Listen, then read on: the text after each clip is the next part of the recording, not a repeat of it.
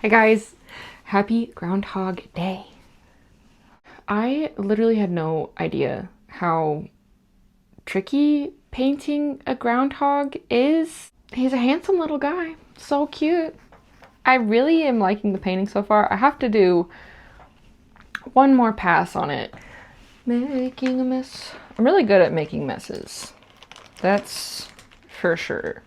Like, if it could be anyone's job to make mess, I would be employee of the month. All right, paint to the canvas. But yeah, I think if I dug more into the detail of Punxsutawney Phil today, that I would just wind up at a point that would require more and more detail on him to fix a little mistake, and I'm really liking how he looks right now. I'm pleased with the outcome of Mr. Phil. Mr. Phil. Does that make Punxsutawney his first name? What I want to do for his surroundings, his background here, is be inspired by both spring and winter and shadow. He is like the Shadow King, right? Since we all look to him for what he sees on the fateful day of February 2nd. I wonder what weird traditions like this have been born and like petered out because somebody just kind of stopped caring about them.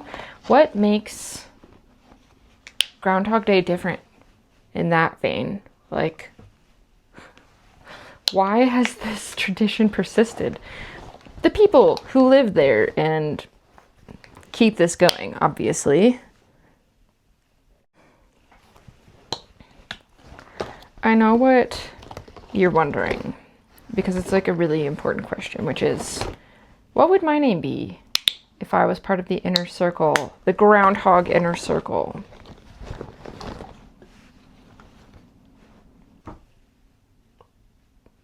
Snow Petal. I like that, actually. Snow Petal. I learned yesterday that Punxsutawney Phil has a wife, which is nice. I'm glad that he's not a lonely groundhog. So right now in this process, just kind of going where I feel. No thoughts, only paint. So often about the things that I make, I recall that scene from Parks and Recreation where Ben is talking with Chris and he says, "I'm not depressed. Could a depressed person make this?"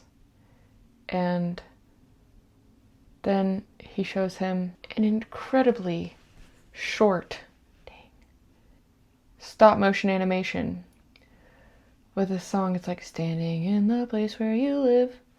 He's like, there must be more than this. And maybe that is the point. Do things that are fun and silly because I can. And I will. I think maybe I underestimated or devalued silliness.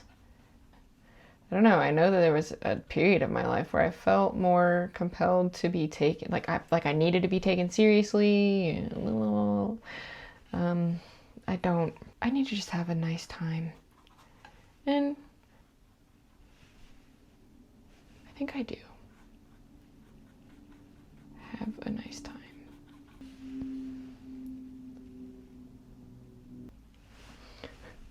Something I frequently find myself drawn to over the years is people recounting their near-death experiences or NDEs, or even people who, like, at the end of their life, they say things like, I wish I didn't take things so seriously. Like, I wish I'd had more fun. And I'm turning 30 this summer. And I'm excited to turn 30.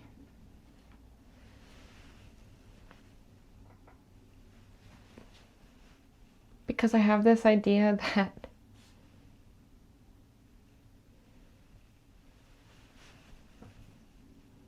my 30s are going to be good. That I learned a lot in my 20s. And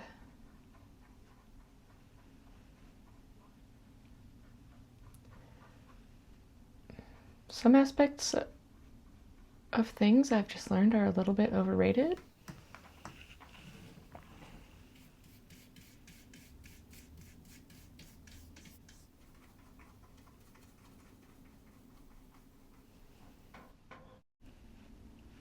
I feel pretty satisfied with the result of this painting. I'm gonna call this Punxsutawney Phil ready for Groundhog Day. I will see you next week. Take good care.